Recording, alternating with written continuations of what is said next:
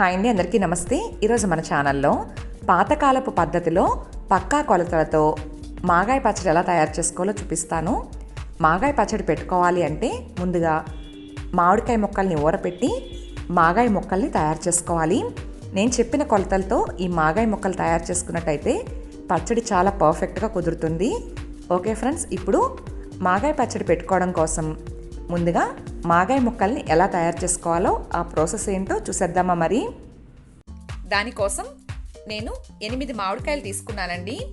బాగా పుల్లగా ఉన్న మామిడికాయలు తీసుకోండి, అప్పుడే మాగాయ పచ్చడి బాగుంటుంది. వీటిని శుభ్రంగా కడిగి వీటి పైన ఉన్న పొట్టు మొత్తం క్లీన్ చేసుకున్నాం కదా. ఇప్పుడు వీటిని కట్ చేసుకోవాలి. నేను వీడియోలో చూపించిన విధంగా ఇలా కట్ చేయండి.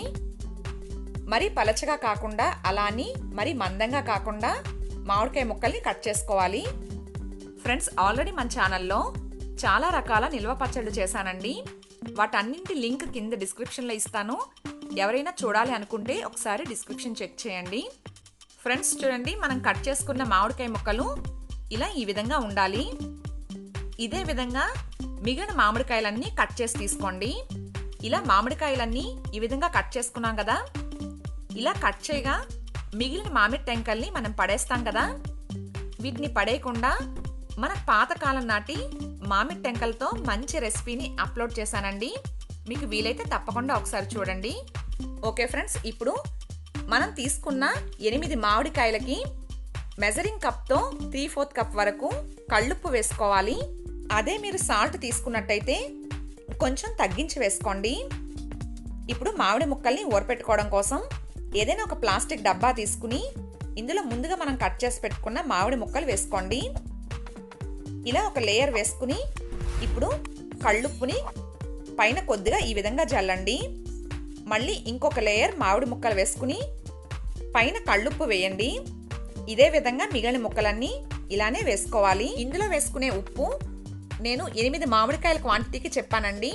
మీరు ఇంకా మామిడికాయలు ఎక్కువ తీసుకుంటే దానికి తగ్గట్టుగా ఉప్పుని అడ్జస్ట్ చేసి వేసుకోండి. ఇప్పుడు ఇందులో ఒక మెజరింగ్ కప్ తీసుకుని 1.5 కప్ వరకు వాటర్ వేసుకోండి. ఇలా మామిడికాయ ముక్కలు ఊరపెట్టే రోజే వాటర్ వేసుకుంటే మామిడికాయ ముక్కల నుంచి ఊట ఎక్కువగా వస్తుందండి. ఇప్పుడు ఇలా వీడియోలో చూపించిన విధంగా ఒకసారి బాగా కుదపండి. ఇలా చేసిన తర్వాత మూత పెట్టుకొని 3 రోజులు మామిడికాయ ముక్కల్ని ఊరనివ్వాలి.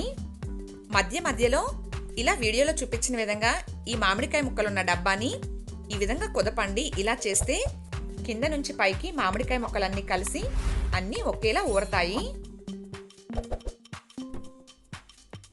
3 రోజుల తర్వాత మామిడికాయ ముక్కలు బాగా ఊరిపోయాయి చూడండి. ఇవి ఊరపెట్టేటప్పుడు ఇందులో వాటర్ వేసుకున్నాం కదా, అందుకే ఇందులో నుంచి రసం కూడా ఎక్కువ వస్తుందండి.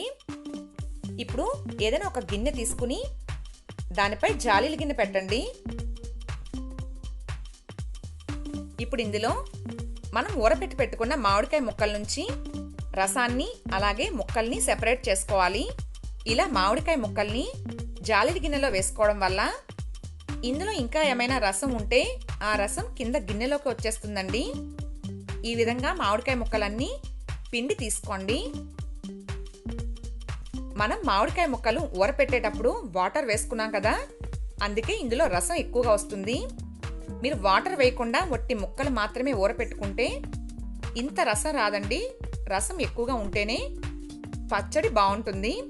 ఇలా మామిడికాయ ముక్కలన్నీ సెపరేట్ చేసుకున్నాం కదా. ఇప్పుడు ఈ రసాన్ని ఎండలో పెట్టుకోవాలి. ఒక అరగంట తర్వాత చూడండి, ఇలా ఇందులో ఉన్న రసం మొత్తం కింద గిన్నెలోకి వచ్చింది కదా. ఇప్పుడు ఆ గిన్నెలో మిగిలిన రసం కూడా వేసుకుని ఎండలో పెట్టుకోవాలి. చాలామంది అనుకోవచ్చు ఇందులో వాటర్ వేశారు కదా పచ్చడి పాడైపోతుందేమో అని. కానీ ఇలా వాటర్ వేసుకుంటే ఎక్కువ రసం వస్తుందండి. ఈ రసాన్ని ఎండలో పెట్టుకోవడం వల్ల వాటర్ మొత్తం ఆవిరైపోయి రసం మాత్రమే మిగులుతుంది. ఇప్పుడు ఈ మామిడికాయ ముక్కల్ని అలాగే ఈ రసాన్ని ఎండలో పెట్టుకోవాలి.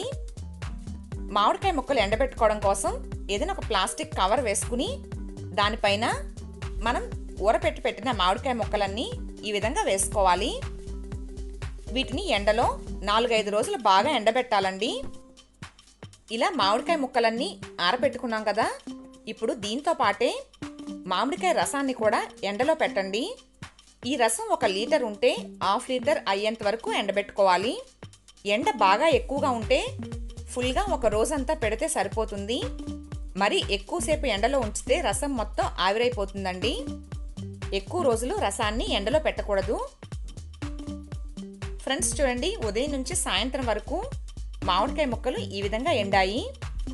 ఫ్రెండ్స్ రసం కూడా చాలా వరకు ఎండిపోయిందండి.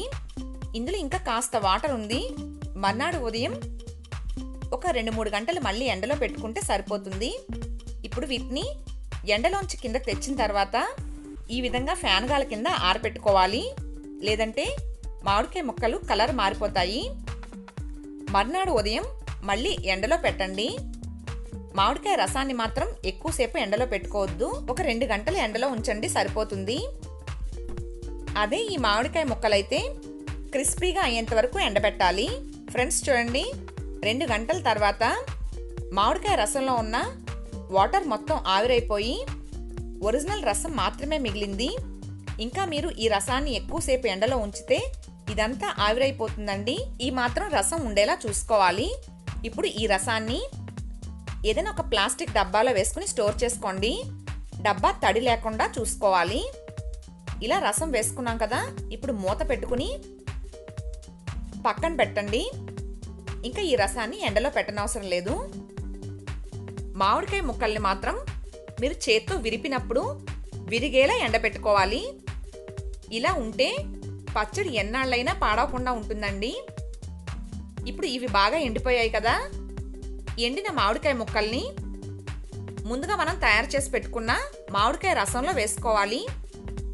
ముందు మామిడికాయ రసాన్ని ఎండపెట్టుకుని ఒక డబ్బాలో వేసి పెట్టుకున్నాం కదా, ఆ రసంలో ఈ మామిడికాయ ముక్కల్ని వేసుకోండి. ఇలా బాగా ఎండబెట్టిన మామిడికాయ ముక్కలన్నీ ఈ రసంలో వేసుకుని ఇప్పుడు డబ్బా మూత పెట్టి నేను వీడియోలో చూపించిన విధంగా బాగా కుదపండి. ఇలా చేస్తే రసం మొత్తం మామిడికాయ ముక్కలన్నిటికీ పడుతుంది. ఫ్రెండ్స్ చూడండి, రసం మొత్తం డబ్బా అడుగున ఉండిపోయింది కదా. ఇలా ఈ రసం మొత్తం మామిడికాయ ముక్కలకి పట్టాలంటే 2-3 రోజులు ఈ డబ్బాను ఈ విధంగా కుదుపుతూ ఉండండి. ఇలా చేస్తే అడుగును ఉన్న రసం మొత్తం మిగిలిన వాటికి కూడా బాగా పడుతుంది. కదపకుండా అలానే వదిలేస్తే పైనున్నవన్నీ డ్రైగా ఉండిపోతాయి. అడుగును ఉన్నవి మాత్రమే మెత్తబడతాయండి. ఇలా మధ్య మధ్యలో కుదుపుతూ ఉండాలి. ఫ్రెండ్స్ చూడండి, 4 రోజులు బాగా ఊరిన తర్వాత మామిడికాయ ముక్కల్ని మీకు తీసి చూపిస్తాను. ఫ్రెండ్స్ చూడండి, మామిడికాయ ముక్కలు చక్కగా ఊరిపోయాయి. ఇప్పుడు ఇది కలపడానికి తీసుకునే గరిట తడి లేకుండా పొడిగా ఉండేలా చూసుకుని పొడిగా ఉన్న గరిటతో మాత్రమే బాగా కలపండి. ఇలా ఊరిన ముక్కలు సంవత్సరం అంతా తాజాగా ఉంటాయండి. ఇలా తయారు చేసి పెట్టుకున్న ఈ మామిడికాయ ముక్కలతో మాగాయ పచ్చడి వెంటనే కలుపుకోవాలనేమీ లేదండి. సంవత్సరంలో మీరు ఎప్పుడైనా పచ్చడి కలుపుకోవచ్చు. ఎప్పుడు పచ్చడి కలిపినా పచ్చడి చాలా టేస్ట్గా వస్తుంది. ఫ్రెండ్స్ చూసారు కదా, మాగాయ పచ్చడి కోసం మామిడికాయ ముక్కల్ని ఎలా ఊరపెట్టుకోవాలో. ఇలా తయారు చేసుకున్న మాగాయ ముక్కలు సంవత్సరం అంతా తాజాగా తెల్లగా ఉండాలి అంటే ఫ్రిడ్జ్లో పెట్టుకోవచ్చు. 2-3 నెలల తర్వాత పచ్చడి కలుపుకుంటే ఫ్రిడ్జ్లో పెట్టవలసిన పని లేదండి, బయటే ఉంచుకోవచ్చు. నేను 2 మంత్స్ తర్వాత మీకు చూపిస్తున్నాను. ఇవైతే బాగా ఊరిపోయి ఎంత మెత్తగా సాఫ్ట్గా తయారయ్యాయో చూడండి. ఇప్పుడు పచ్చడి కలిపితే టేస్ట్ బాగుంటుంది. మరీ ఎక్కువ రోజు నిల్వ ఉండాలంటే మాత్రం మాగాయ ముక్కలు కలర్ మారిపోతాయి. అందుకోసం ఫ్రిడ్జ్లోనే పెట్టుకోవాలి. ఇప్పుడు నేను తీసుకున్న ఈ మాగాయ ముక్కలకి ఒక పెద్ద సైజు వెల్లుల్లిపాయ అయితే సరిపోతుంది.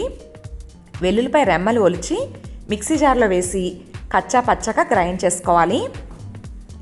మరి మెత్తగా గ్రైండ్ చేయకూడదు. ఇలా కాస్త బరకగా ఉండేలా గ్రైండ్ చేసుకుని ఇప్పుడు పచ్చడి కలుపుకోవడం కోసం ఏదైనా ఒక మిక్సింగ్ బౌల్ తీసుకుని ఇందులో నేను తీసుకున్న మాగాయ ముక్కలకి సరిపడగా 100 గ్రాముల కారం వేసుకుంటున్నాను.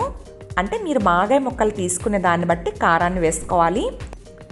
అలాగే కచ్చా పచ్చగా గ్రైండ్ చేసుకున్న వెల్లుల్లి తురుము కూడా వేసుకుని 1/2 స్పూన్ వరకు ఇంగువ పొడి వేసుకోండి.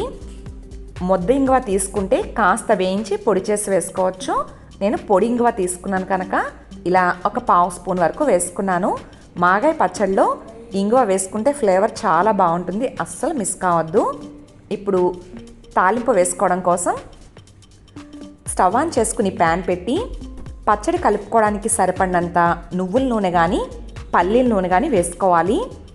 మాగాయ పచ్చడి పచ్చి నూనెతో కలుపుకోకూడదు. ఇలా నూనెను బాగా వేడి చేసి కలిపితే టేస్ట్ బాగుంటుంది, గుర్తుపెట్టుకోండి. ఈ నూనె బాగా వేడిగా అయిన తర్వాత 1 స్పూన్ ఆవాలు వేసుకుని ఆవాలు కాస్త చిటపట్లాడిన తర్వాత కొద్దిగా కరివేపాకు వేసి బాగా వేగనివ్వాలి.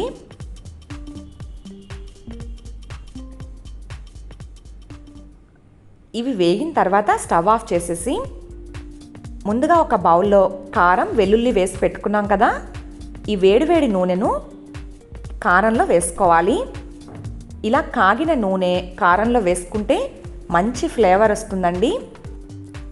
వేడివేడి నూనె కారంలో వేస్తే కారం కలర్ మారిపోతుందనే డౌట్ అయితే మీకు రావచ్చు, కానీ పచ్చడి ఫ్లేవర్ మాత్రం చాలా బాగుంటుంది.